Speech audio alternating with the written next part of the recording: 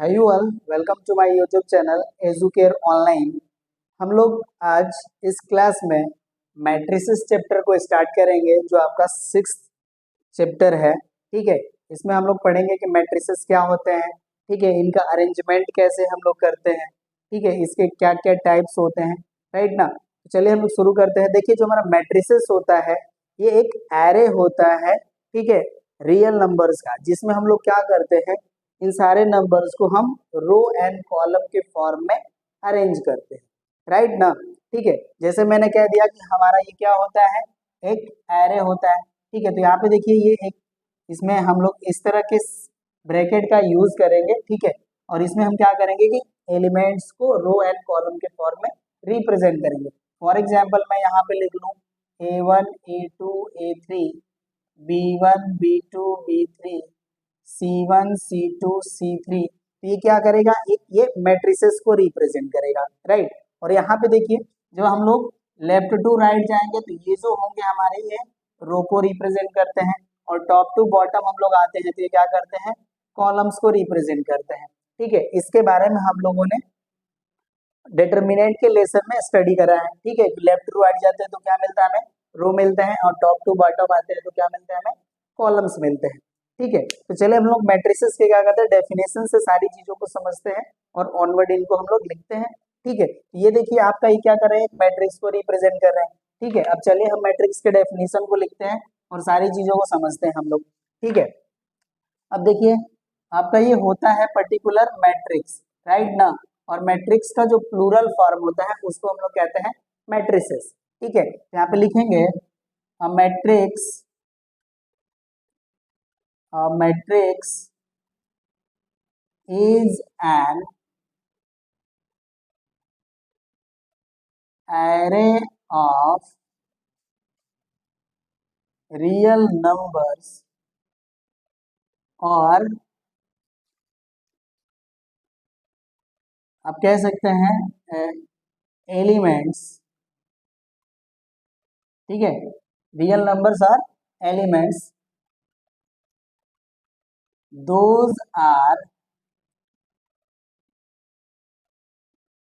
arranged in the form of row and rows and columns, rows and columns। ठीक है, मैंने क्या बताया कि मैट्रिक्स क्या होता है, ये एक एरे होता है किसका, रियल नंबर या एलिमेंट्स का, जिनको हम लोग क्या करते हैं, अरेंज करते हैं रो एंड कॉलम्स के फॉर्म में। ठीक है, ये थोड़ा सा नियर बाय में हो गए, थोड़ा सा इसको मैं दूर लिखता हूँ, रोज एंड कॉलम्स। ठीक है, और आप इसको और भी हम लोग लिख सकते हैं, it's denoted by capital letters and represented as Aij M by N, where I represents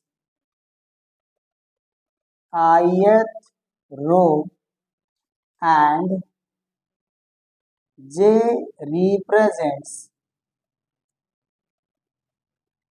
jth column of matrix A, and M and N are represents rows, number of लिख लेते हैं, number of rose and number of columns of matrix A respectively. ठीक है, अब देखिए मैंने यहाँ पे क्या बताया कि जो मैट्रिक्स होता है हमारा वो क्या होता है, एक एरे होता है रियल नंबर्स या एलिमेंट्स का। ठीक है, जिनको हम लोग क्या करते हैं, अरेंज करते हैं रो एंड कॉलम्स के फॉर्म में, ठीक है सॉरी। एंड इसको हम क्या करते हैं, कैपिटल लेटर से डिनोट करते हैं, ठीक है। और इसे हम क्या करते हैं, रिप्रेजेंट करते हैं ए आई जे एम बाई एन से, ठीक है। यहाँ पे जो हमारा आई होता है वो ith रो को रिप्रेजेंट करते हैं, और जो जे है आपके वो jth कॉलम्स ऑफ मैट्रिक्स को रिप्रेजेंट करते हैं। और यहाँ पे देखिए जो आपके m और n है, ठीक है, आपके मैट्रिक्स में कितने रो हैं एंड कितने कॉलम्स है उनको रिप्रेजेंट करते हैं, ठीक है। तो यहाँ पे देखिए जो आपका फर्स्ट एंट्री है m, ये क्या करते हैं, आपके मैट्रिक्स के रोज को रिप्रेजेंट करते हैं, और n जो है आपके मैट्रिक्स के कॉलम्स को रिप्रेजेंट करते हैं, ठीक है।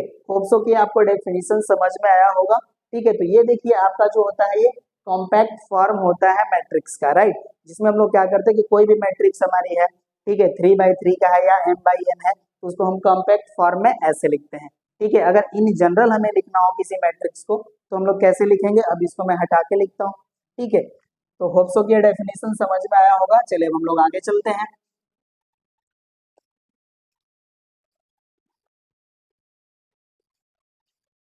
In general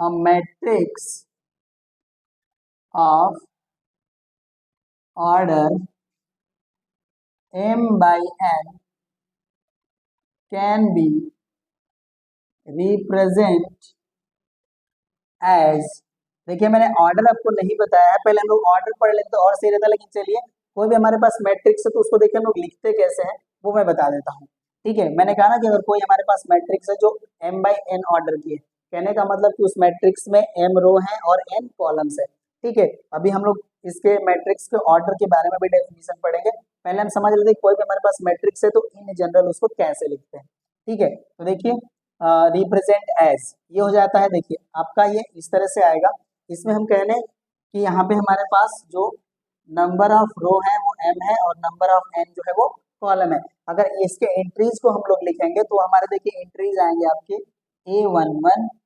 A12 A13 dot dot dot A1n, ठीक है। यहाँ पे हम लिख सकते हैं A21 A22 A23 dot dot dot A2n, ठीक है। अब देखिए इसको हम लोग डॉट डॉट कर सकते हैं यहाँ पे AM1 AM2 AM3 dot dot dot AMN, ठीक है। मैंने कहा कि अगर कोई हमारे पास मैट्रिक्स है जिसमें m रो और n कॉलम है, ठीक है, तो उसको हम जनरल फॉर्म में कुछ इस तरह से लिख सकते हैं, ठीक है।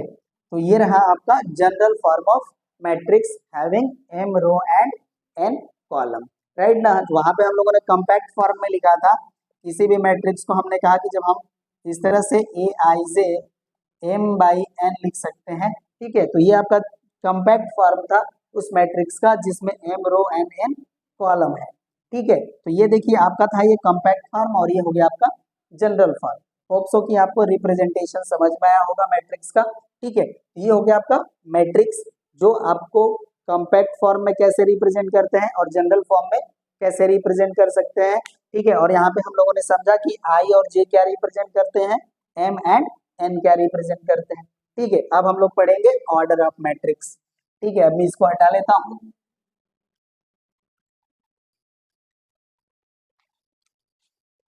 ऑर्डर ऑफ मैट्रिक्स, ठीक है।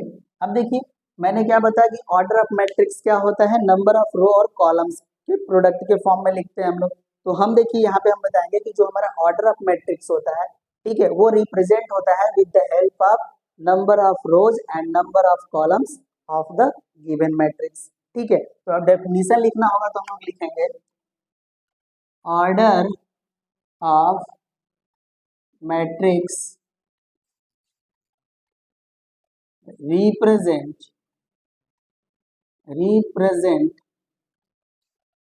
with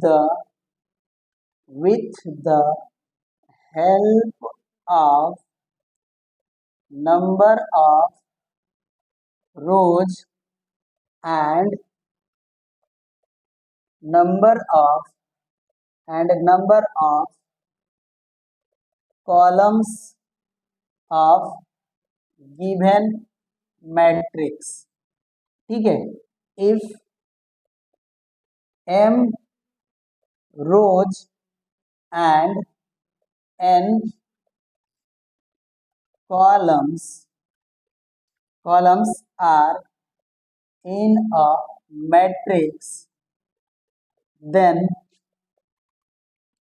its order will be m cross n and read as m by n, ठीक है।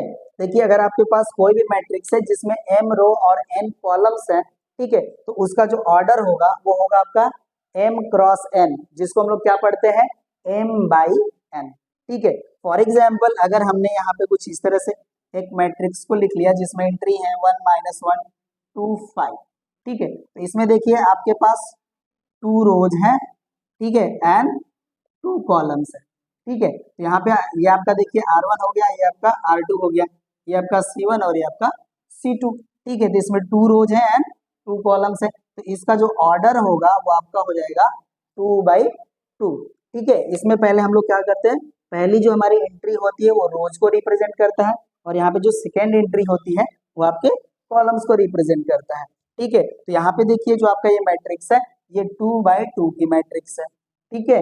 तो इस तरह से आप समझ गए होंगे, और वैसे भी हम लोग डिटर्मिनेंट में ये चीज हम लोग पढ़ेंगे, जब लेफ्ट टू राइट जाते हैं तो हमें रोज मिलते हैं और टॉप टू बॉटम आते हैं तो हमें कॉलम्स मिलते हैं, ठीक है। तो यहाँ पे देखिए 2 रोज हैं 2 कॉलम्स है, तो इस मैट्रिक्स का ऑर्डर क्या हो गया 2/2, ठीक है। तो होप सो कि ये समझ में आया होगा कि ऑर्डर ऑफ मैट्रिक्स क्या होता है, राइट ना, ये हो गया, ठीक है। अब देखिए कोई भी अगर हमारे पास मैट्रिक्स है, ठीक है, तो उसमें हमें क्या होता है कि इंट्रीज पता होता है कि कितने इंट्रीज हैं, राइट। अब उनके मतलब जो भी इंट्रीज दिए हैं उनके हेल्प से और भी कितने टाइप के हम मैट्रिसेस फॉर्म कर सकते हैं, ठीक है, ये भी हम लोग को पढ़ने हैं, राइट। तो चलिए अब हम वो सब चीजें भी पढ़ लेते हैं। होप सो कि मैट्रिक्स का जो डेफिनेशन है और ऑर्डर है आपको समझ में आया होगा, रिप्रेजेंटेशन कैसे करते हैं ये भी समझ में आ गया होगा, ठीक है। चलिए हम आगे की चीजें पढ़ते हैं।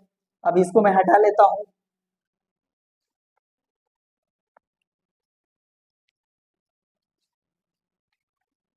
देखिए एक एग्जाम्पल में ले लेता हूँ ऐसे, ठीक है। हमारे पास एक कोई मैट्रिक्स है, ठीक है, 3 1 4 1, यहाँ पे मैं 4 कर लेता हूँ, चलिए 4 नहीं 5 कर लेता हूँ, ये -1 हो गया, ये -2 हो गया, ठीक है। यहाँ पे मेरा -3 हो गया, ये 6 हो गया, और हमने ले लिया एक -5, राइट ना। ये देखिए हमारे पास एक मैट्रिक्स है, राइट, और ये जो हमारी मैट्रिक्स है ये हमारी 3/3 की मैट्रिक्स है, राइट। तो अब देखिए इसमें कितने एंट्रीज होंगे इनको हम मल्टीप्लाई करके पता कर लेते हैं, राइट ना।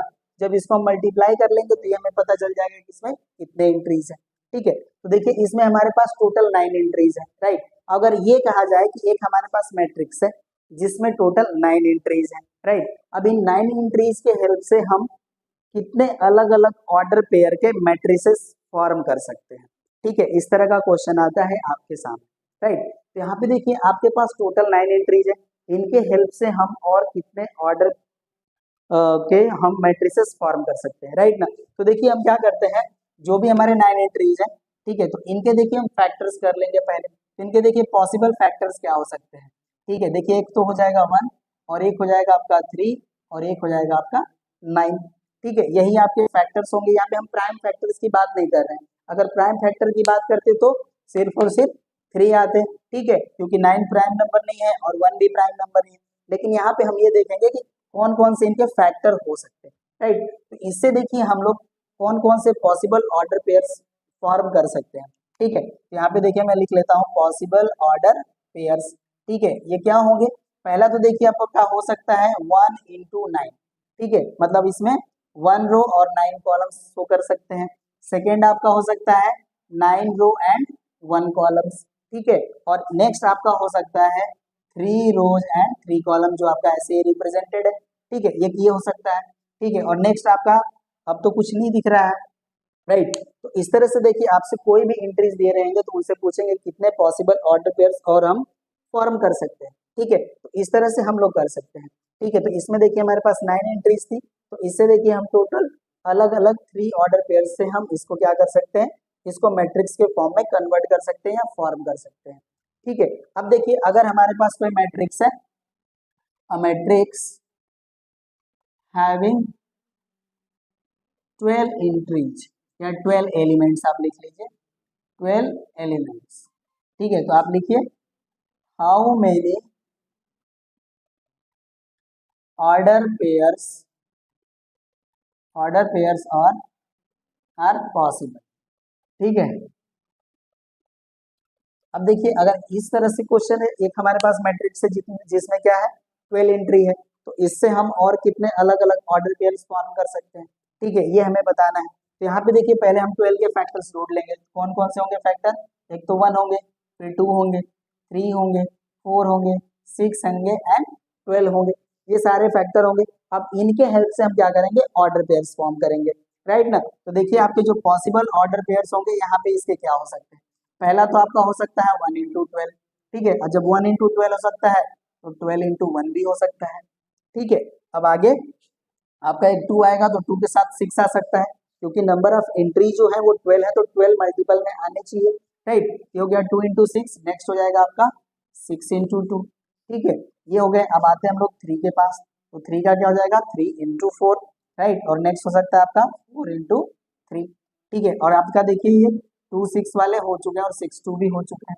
ठीक है, और आपके ये 4 12 वाले भी हो चुके हैं, राइट ना। तो यहाँ पे देखिए आपको कितने टोटल ऑर्डर पेयर्स मिले, टोटल आपको मिले 6 पॉसिबल ऑर्डर पेयर्स। तो इस तरह से आप रिप्रेजेंटेशन आप एलिमेंट्स के हेल्प से कर सकते हैं। अगर आपसे पूछा जाए कि और अलग ऑर्डर पेयर्स के फॉर्म अदर ऑर्डर पेयर्स को लेकर के आप मैट्रिक्सेस फॉर्म कीजिए, तो आप ऐसे फॉर्म कर सकते हैं।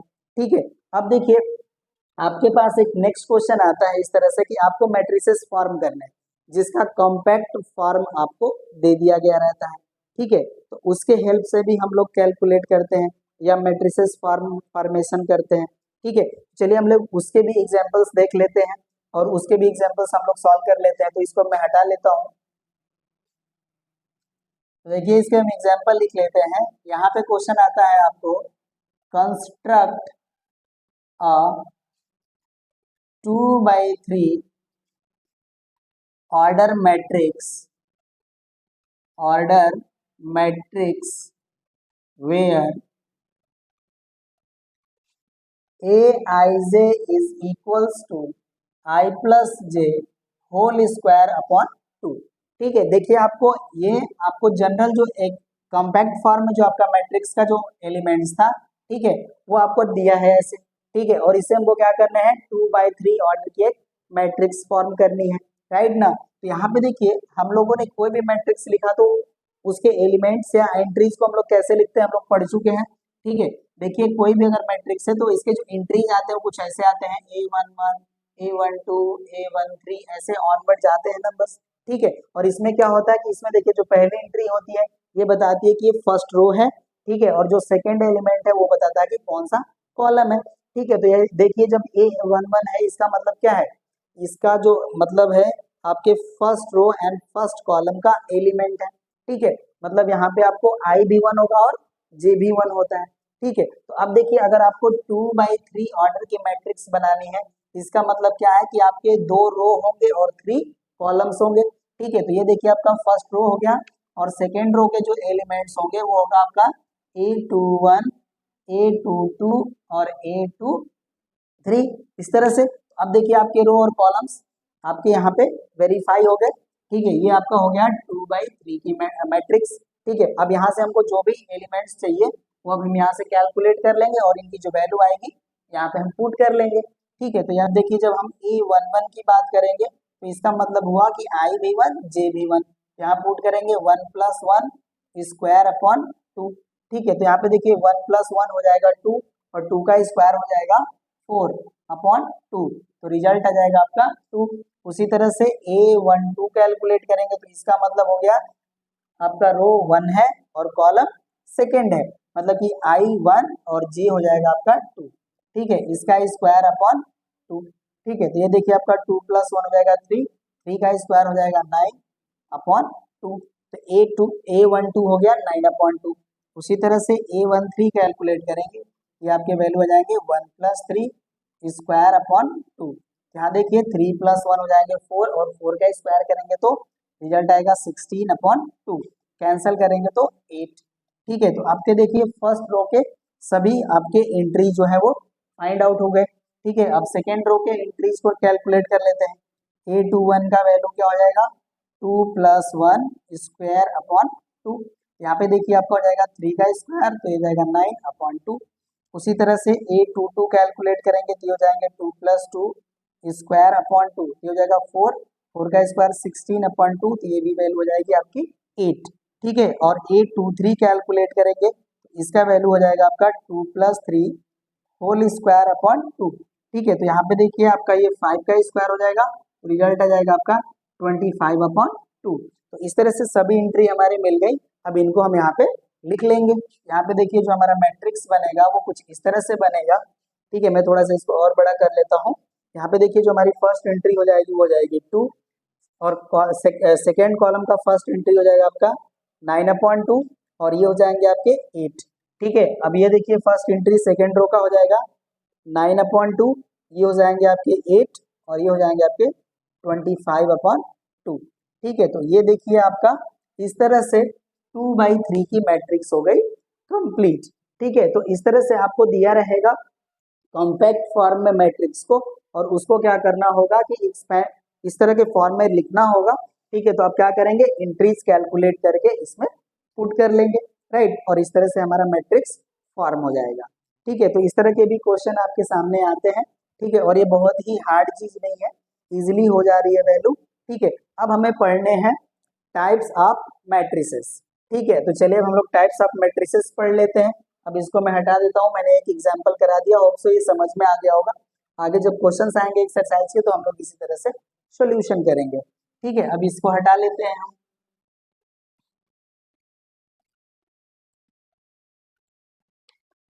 चलिए अब हम पढ़ते हैं types of matrices.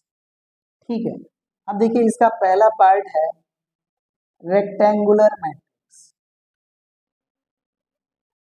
Rectangular matrix, ठीक है, अब देखिए कोई भी मैट्रिक्स है तो उसको हम लोग रेक्टेंगुलर कैसे कहेंगे। ठीक है, तो रेक्टेंगुलर मैट्रिक्स का मतलब ये हुआ कि जिस मैट्रिक्स में हमारे रो एंड कॉलम्स इक्वल नहीं होते हैं, ठीक है, ऐसे मैट्रिक्स को हम क्या कहते हैं, रेक्टेंगुलर मैट्रिक्स कहते हैं। ठीक है, चलिए इसका डेफिनेशन पढ़ लेते हैं हम लोग। अ matrix A equals to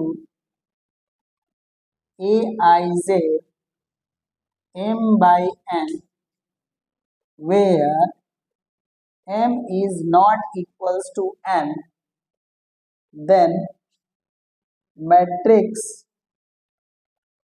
A is called rectangular matrix।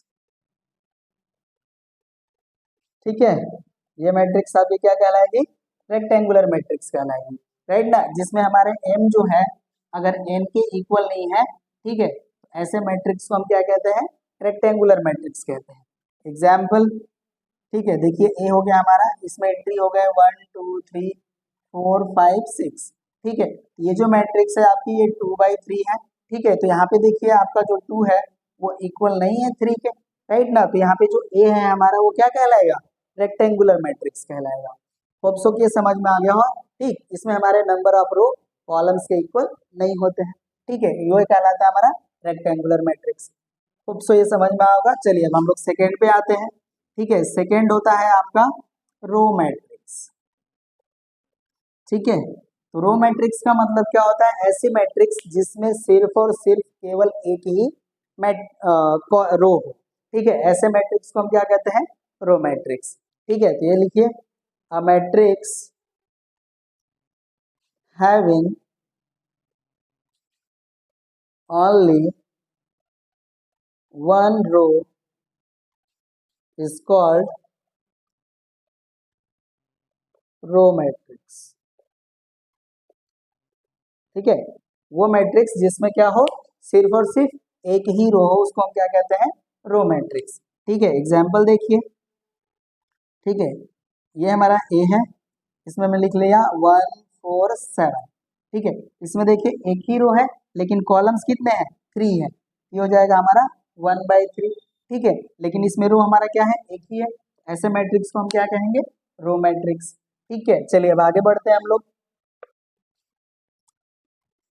Third है आपका कॉलम मैट्रिक्स। थर्ड पार्ट है इसका आपका कॉलम मैट्रिक्स।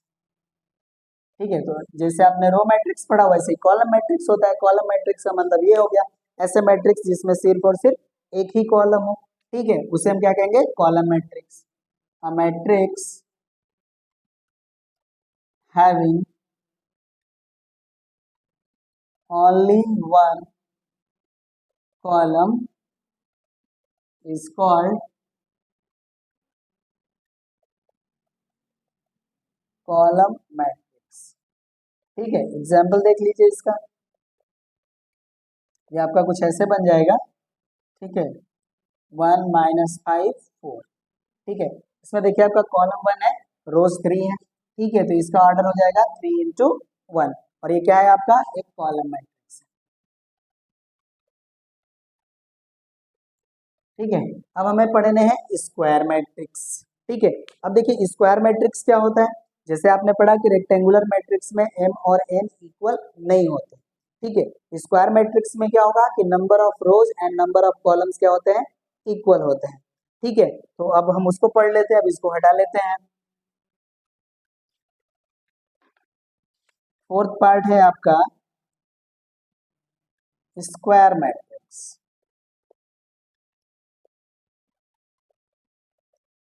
ठीक है, इसका डेफिनेशन हम लोग कैसे पढ़ेंगे? अ matrix A equals to Aij m/n is called square matrix when m is equals to n। ठीक है, या आप इसको ऐसे भी लिख सकते हैं अ matrix A equals to Aij m/n where m equals to n, that is called square matrix। ठीक है, ये हो गया आपका स्क्वायर मैट्रिक्स। एग्जाम्पल देखिए 1 3 -2 4 6 7 1 -2 -3। ठीक है, अब देखिए ये आपका जो मैट्रिक्स है ये 3/3 की मैट्रिक्स है। तो यहाँ पे हम लोगों ने क्या देखा? m जो है वो इक्वल टू है n, राइट ना? ये हमारा मैट्रिक्स कैसा हो गया? स्क्वायर मैट्रिक्स हो गया। होप सो कि आपको समझ में आ रहा होगा। स्क्वायर मैट्रिक्स क्या होता है? जिसमें number of rose and number of columns क्या होते हैं? इक्वल होते हैं। ठीक है, ऐसे मैट्रिक्स को हम क्या कहेंगे? स्क्वायर मैट्रिक्स कहेंगे। ठीक है, बहुत लोगों को ये दुविधा होती है कि अगर हमारे पास A इक्वल्स टू कुछ ऐसे मैट्रिक्स है Aij और यहाँ पे ये मैट्रिक्स है हमारा 1/1 का, तो क्या ये स्क्वायर मैट्रिक्स नहीं है? ये आपकी स्क्वायर मैट्रिक्स है। ठीक है, आप इसको स्क्वायर मैट्रिक्स आप ऑर्डर 1 कहेंगे। ठीक है, ये 1/1 है ना, देखिए इसमें नंबर ऑफ रो 1 है और नंबर ऑफ कॉलम क्या है? 1 है। ठीक है, तो हमने बस यही बताया कि जहाँ पे m और n क्या होंगे? इक्वल होंगे, उनको हम लोग कहेंगे स्क्वायर मैट्रिक्स। ठीक है, तो ये भी आपका क्या होगा? स्क्वायर मैट्रिक्स होगा। ठीक है, होप सो कि आपको समझ में आ रहा होगा। ठीक है, चलिए अब हम लोग अगले पार्ट पे बढ़ते हैं। अब इसको मैं हटा लेता हूँ। देखिए नेक्स्ट है आपका डायगोनल मैट्रिक्स। Diagonal matrix. ठीक है, अब देखिए डायगोनल मैट्रिक्स क्या होता है? ये जो होता है ये एक स्क्वायर मैट्रिक्स का पार्ट होता है, राइट? लेकिन इसमें होता क्या है कि एक स्क्वायर मैट्रिक्स के डायगोनल एलिमेंट्स के अलावा सारी एंट्रीज क्या होती हैं? जीरो होती हैं। ऐसे मैट्रिक्स को हम क्या कहते हैं? डायगोनल मैट्रिक्स कहते हैं। ठीक है, तो लिखते हैं हम यहाँ पे square matrix A equals to Aij m/n where m equals to n, all the square matrix this much is, ऐसे कह सकते हैं, is called the diagonal matrix if all the entries except leading in the diagonal are zero, that is aij, यहाँ पे मैं ऐसे लिख लेता हूँ, that is aij is equals to zero where I is not equals to j and aij is not equals to zero, हम कह सकते हैं non zero when I is equals to j। ठीक है, तो ऐसे मैट्रिक्स को हम क्या कहेंगे, डायगोनल मैट्रिक्स कहेंगे। ठीक है, अब देखिए इसका एग्जांपल a इक्वल्स टू, ठीक है, मैं यहाँ पे ले लेता हूँ 1 2 एंड 3। ठीक है, मैं 3/3 की स्क्वायर मैट्रिक्स ले लेता हूँ। राइट, यहाँ पे देखिए हमने डायगोनल एलिमेंट्स को जीरो नहीं लिखे, बाकी सारे एंट्री क्या है हमारे जीरो है। ठीक है, ये भी जीरो, ये भी जीरो है, ये भी जीरो। ठीक है, ये देखिए आपका क्या जो है ये जो मैट्रिक्स है वो क्या कहलाएगा, डायगोनल मैट्रिक्स। राइट ना। ठीक है, डायगोनल मैट्रिक्स क्या होता है, ऐसा मैट्रिक्स जिसके डायगोनल एलिमेंट्स के अलावा जो भी एंट्रीज होती है हमारी वो क्या होती है, जीरो होती है। और डायगोनल मैट्रिक्स क्या होता है, एक स्क्वायर मैट्रिक्स होता है। ठीक है, यहाँ पे मैंने कहा कि a square matrix aij m/n where m equals to n is called the diagonal matrix if all the entries except leading in the diagonal are zero। ठीक है, ये देखिए आपका क्या हो गया, मैंने कहा कि aij इक्वल टू क्या हो जाएगा, जीरो होगा जब i is not equals to j होगा, और i यहाँ पे हमारा aij क्या होगा, नॉन जीरो होगा जहाँ पे i हमारा इक्वल टू j होगा। ठीक है, यहाँ पे देखिए अगर हम लोग कोई भी स्क्वायर मैट्रिक्स को अगर इन जनरल फॉर्म में लिखते हैं तो इसके एंट्रीज क्या हम लोग लेते हैं, a11 a12, अगर मैं ये 3/3 की मैट्रिक्स ले रहा हूँ। ठीक है, यहाँ पे जो हमारी एंट्रीज आएंगी क्या आती है, a11 a12 a13 a21 a22 a23 a31 a32 a33। ठीक है, इस तरह से हम एंट्रीज लेते हैं। देखिए यहाँ पे हमारे i और j इक्वल है तो ये एंट्री हमारी जीरो नहीं होगी। यहाँ पे देखिए आपका i जो है वो j के इक्वल नहीं है, ये एंट्री क्या होगी, जीरो होगी, जीरो हो गया। यहाँ पे भी देखिए आपका i जो है वो j के इक्वल नहीं है तो ये भी एंट्री क्या हो जाएगी, जीरो हो जाएगी। तो उसी हेल्प से हम लोगों ने क्या किया है, यहाँ पे आपके डायगोनल मैट्रिक्स को रिप्रेजेंट किया है। ठीक है, तो होप सो कि आपको समझ में हो गया, आ गया होगा चीज ये कि डायगोनल मैट्रिक्स क्या होती है। ठीक है, ये ऐसी स्क्वायर मैट्रिक्स होती है जिसके डायगोनल एलिमेंट्स के अलावा बाकी सारे एलिमेंट्स क्या होते हैं, जीरो होते हैं। ठीक है, तो ये हो गया हमारा डायगोनल मैट्रिक्स। चलिए अब हम लोग पढ़ते हैं स्केलर मैट्रिक्स।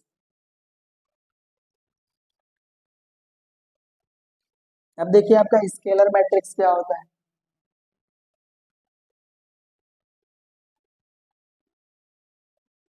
ठीक है, ये देखिए जो आपका स्केलर मैट्रिक्स होता है ये भी आपका एक स्क्वायर मैट्रिक्स होता है। ठीक है, और ये भी आपका जो होता है स्केलर मैट्रिक्स ये आपका डायगोनल मैट्रिक्स भी होता है, लेकिन इसमें केस क्या होता है, हमारे जो डायगोनल एलिमेंट्स है ना वो सबके सब इक्वल होते हैं। ठीक है, ऐसी मैट्रिक्स, ऐसी स्क्वायर डायगोनल मैट्रिक्स जिसके डायगोनल एलिमेंट्स क्या होते हैं, इक्वल होते हैं, और बाकी एंट्री जो होती है हमारी क्या होती है, जीरो होती है। राइट ना। तो इसके डेफिनेशन को हम लोग लिख लेते हैं, square matrix A equals to aij m/n is called a scalar matrix if all the entries except leading the diagonal are zero and all diagonal entries are same, ठीक है, इसे हम क्या कहेंगे, स्केलर मैट्रिक्स कहेंगे, राइट ना। चलिए अब इसको हम लोग लिख लेते हैं। यहाँ पे देखिए क्या हो जाएगा, ये आप लिख लीजिए -2 -2 -2 एंड रेस्ट इंट्रीज आर 0, ठीक है। ये देखिए आपका जो है मैट्रिक्स बना, ये 3/3 की स्क्वायर मैट्रिक्स है, और यहाँ पे देखिए आपके डायगोनल इंट्रीज के अलावा सारी इंट्रीज जो है आपकी 0 है, ठीक है। यहाँ पे देखिए एक क्वेश्चन ये अराइज होता है कि सर ये जो डायगोनल एलिमेंट्स है हमारे, इनको हम लोगों ने 1 क्यों नहीं लिया, ठीक है। इसको अगर हम लोग 1 लें तो क्या दिक्कत है, ठीक है। तो यहाँ पे देखिए कोई दिक्कत नहीं है, अगर हम इन सारे इंट्रीज को अगर हम 1 ले लें, ठीक है, तो ये जो होगा हमारा एक आइडेंटिटी मैट्रिक्स है, जो आपके मैट्रिक्स का ही टाइप है, वो मैट्रिक्स हो जाएगा, राइट ना। उसको अभी हम लोग आगे पढ़ेंगे, जो आपका 7th नंबर का डेफिनेशन है, ठीक है। ये आपका 6th पार्ट था, ठीक है। अगर हम यहाँ सारी डायगोनल इंट्रीज को अगर हम 1 ले लेंगे तो उसे हम लोग कहते हैं आइडेंटिटी मैट्रिक्स, ठीक है। तो ये स्केलर मैट्रिक्स का मतलब है कि आप 1 मत लीजिए, बाकी कोई भी इंट्रीज ले लीजिए, बट सेम होने चाहिए, और रेस्ट इंट्रीज क्या होनी चाहिए आपके, 0 होने चाहिए, ठीक है। तो ऐसे मैट्रिक्स को हम क्या कहेंगे, स्केलर मैट्रिक्स कहेंगे। इसका 7th पार्ट है आपका आइडेंटिटी मैट्रिक्स, और इसको देखिए यूनिट मैट्रिक्स भी बोलते हैं, ठीक है, यूनिट मैट्रिक्स, राइट। तो मैंने क्या बताया कि आइडेंटिटी मैट्रिक्स क्या होती है, ये ऐसी स्क्वायर मैट्रिक्स होती है जिसके सभी डायगोनल एलिमेंट्स जो है आपके वो 1 होते हैं, और रेस्ट जो आपके एंट्रीज होते हैं वो क्या होते हैं, 0 होते हैं, ठीक है। तो यहाँ पे लिखते हैं हम लोग इसको स्क्वायर मैट्रिक्स,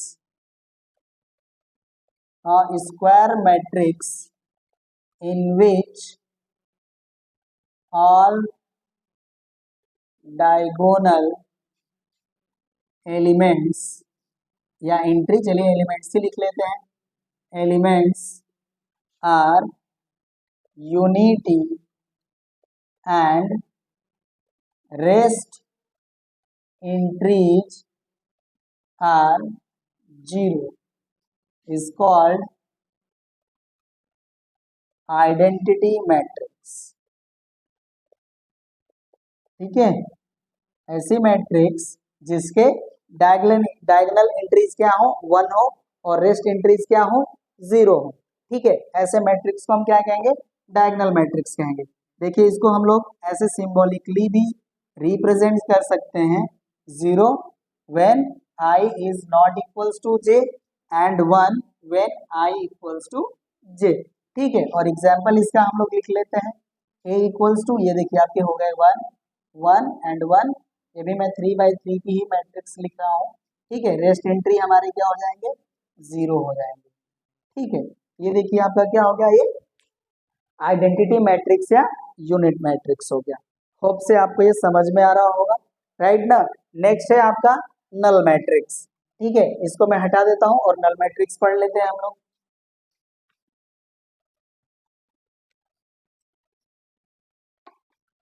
देखिए आपका नल मैट्रिक्स क्या होता है, नल मैट्रिक्स, ठीक है। आपका देखिए नल मैट्रिक्स जो होता है, ये भी आपका एक स्क्वायर मैट्रिक्स या रेक्टेंगुलर मैट्रिक्स भी आप ले सकते हैं इसके लिए, राइट ना। और इस मैट्रिक्स के क्या होते हैं, सभी के सभी एंट्रीज क्या होते हैं, 0 होते हैं, ठीक है। तो लिखते हैं यहाँ पे a matrix A equals to Aij m/n of which all entries are 0 is called null matrix, ठीक है। ऐसे मैट्रिक्स को हम क्या कहेंगे, नल मैट्रिक्स कहेंगे। ये देखिए आपका ए हो गया 0 0 0 0 0 0, ठीक है। ये आपका हो गया 2/3 ऑर्डर की मैट्रिक्स। नेक्स्ट आप बी ले लीजिए, आप यहाँ पे एक स्क्वायर मैट्रिक्स ले लीजिए और इसके सभी एंट्रीज 0 दिखा दीजिए, ठीक है। तो ऐसे मैट्रिक्स को हम क्या कहेंगे, नल मैट्रिक्स कहेंगे, ठीक है। तो होप सो कि आपको ये समझ में आ रहा होगा। नेक्स्ट आपकी डेफिनेशन है सब मैट्रिक्स, राइट। अब इसको मैं हटा देता हूँ, सब मैट्रिक्स हम लोग पढ़ लेते हैं।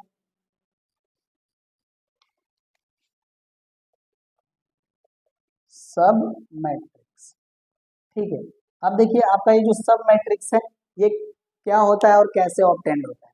ठीक है, तो आपका देखिए जो सब मैट्रिक्स है ये आपके किसी गिवन मैट्रिक्स से गेन किया जाता है। और वो कैसे गेन किया जाता है, आपका जो गिवन मैट्रिक्स है उसके किसी रो एंड कॉलम्स को लीव करके या रिमूव करके इसको हम लोग गेन करते हैं। ठीक है, तो यहाँ पे देखिए इसको हम लोग पढ़ते हैं, let a equals to aij m by n is any matrix, then by leaving ith row and jth column obtain, यहाँ पे मैंने थोड़ा सा इसको इधर उधर कर लिया, डेफिनेशन मुझे थोड़ा सही नहीं लग रहा है, इसको मैं हटा के लिख लेता हूँ। ठीक है, यहाँ पे मैं लिख लेता हूँ, let a equals to aij m by n is any matrix, then a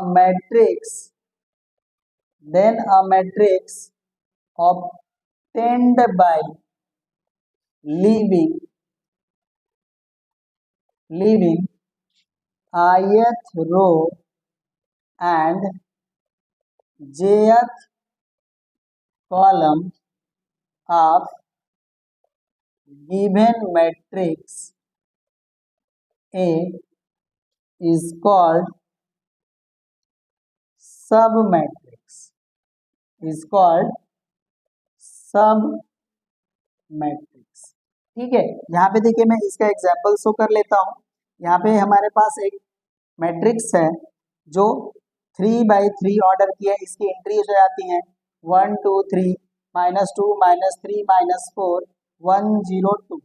ठीक है, ये देखिए हमारे पास ये 3x3 ऑर्डर की मैट्रिक्स गिवन है, राइट। इससे हम क्या करते हैं कि एक सब मैट्रिक्स गेन करते हैं। ठीक है, ये देखिए मैं यहाँ पे एक सब मैट्रिक्स ले लेता हूँ बी। ठीक है, और इसमें हम लोग क्या करते हैं कि इसके first row and first column को रिमूव करते हैं। ठीक है, तो यहाँ पे देखिए जो हमको सब मैट्रिक्स मिलेगा वो मिलेगा आपका -3 4 0 एंड 2। ठीक है, जैसे हम लोग डिटर्मिनेंट में माइनर्स पढ़े थे। ठीक है, आपका सब मैट्रिक्स पर्टिकुलर होता क्या है, माइनर होता है, राइट ना। यहाँ पे देखिए सब मैट्रिक्स जो होगी वो बी हो जाएगी और इसका जो ऑर्डर होगा वो भी क्या हो जाएगा, आपके गिवन मैट्रिक्स के ऑर्डर से लेस हो जाएगा। ठीक है, यहाँ पे जो सब मैट्रिक्स होगा आपका, राइट ना, ये देखिए आपका क्या हो जाएगा, सब मैट्रिक्स बी हो जाएगा। ठीक है, और बी के एंट्रीज कैसे हो जाएंगे, यहाँ पे जो एंट्रीज है वैसे ही होंगे, बस इसमें होगा क्या, इसके हम first row and first column को लीव करेंगे और उसके हेल्प से जो हमें मैट्रिसेस मिलेगा वही कहलाएगा इसका सब मैट्रिक्स। तो होप सो कि आपको ये मैट्रिक्स के टाइप समझ में आए होंगे। टोटल हम लोगों ने 10 यहाँ पे टाइप ऑफ मैट्रिसेस पढ़े। ठीक है, तो होप सो कि आपको सभी मैट्रिसेस समझ में आए होंगे। ठीक है, अब हमको नेक्स्ट टॉपिक पढ़ना है इक्वालिटी ऑफ मैट्रिसेस। ठीक है, तो चलिए अब उसको हम लोग ऑनवर्ड करते हैं। अब इसको मैं हटा लेता हूं।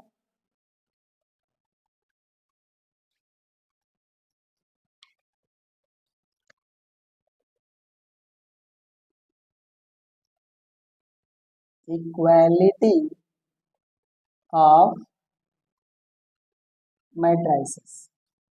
ठीक है, तो अब देखिए इक्वालिटी का मतलब क्या होता है कि दो मैट्रिसेस को हम क्या करेंगे, इक्वल शो करेंगे, राइट ना। तो अब देखिए इसमें एक कंडीशन होता है कि अगर हमारे पास कोई दो मैट्रिक्स दिए हुए हैं और उनके हम इक्वालिटी की बात कर रहे हैं तो उनमें कौन कौन सी क्वालिटी या कंडीशंस होने चाहिए, राइट ना। तो देखिए कोई भी मैट्रिसेस है अगर वो इक्वल है तो उनके लिए आपका नेसेसरी एंड सफिशिएंट कंडीशन ये है कि आपके जो दोनों मैट्रिक्स है वो दोनों सेम ऑर्डर के होने चाहिए।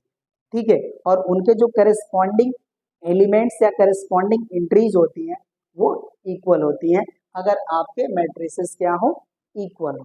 ठीक है, तो इसके डेफिनेशन हम लोग पढ़ते हैं। ठीक है, लिखते हैं यहाँ पे, let A and B are two matrices.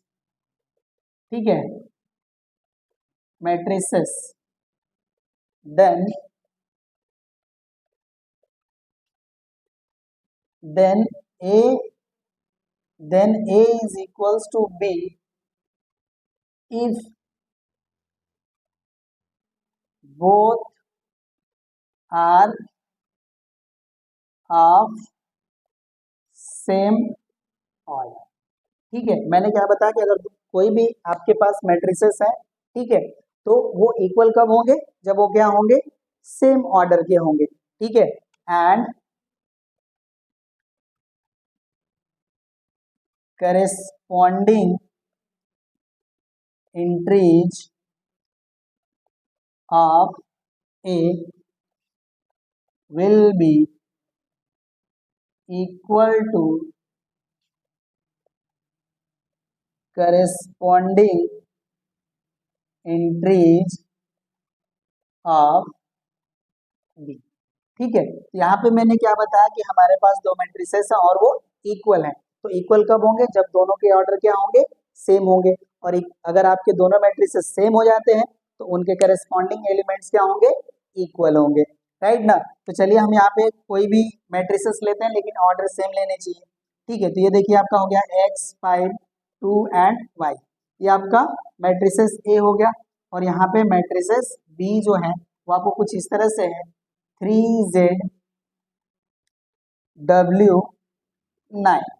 ठीक है, यहाँ पे देखिए इनका भी ऑर्डर क्या है 2/2 है और इनका भी ऑर्डर क्या है 2/2 है, राइट ना। ये दोनों आपस में क्या होंगे, इक्वल होंगे, राइट, क्योंकि इनके ऑर्डर क्या है, सेम है और इनके करेस्पॉन्डिंग एंट्रीज भी क्या होंगे, सेम होंगे। कहने का मतलब ये that is x is equals to 3 and 5 equals to z and 2 equals to w and y equals to 9। ठीक है, आपके देखिए जो फर्स्ट एंट्री है a11, इनके a11 के इक्वल होगी। ठीक है, a12 जो है वो a12 के इक्वल होंगे और a21 जो है वो a21 के इक्वल एंड a22 जो है वो a22 के इक्वल होंगे। ठीक है, तो इस तरह से देखिए हम लोगों ने जो भी चीजें थी आपके फर्स्ट एक्सरसाइज से रिलेटेड उसको हम लोगों ने कर लिया कंप्लीट। ठीक है, अब हम लोग नेक्स्ट क्लास में मिलते हैं। नेक्स्ट क्लास में हम लोग एक्सरसाइज का सॉल्यूशन करेंगे।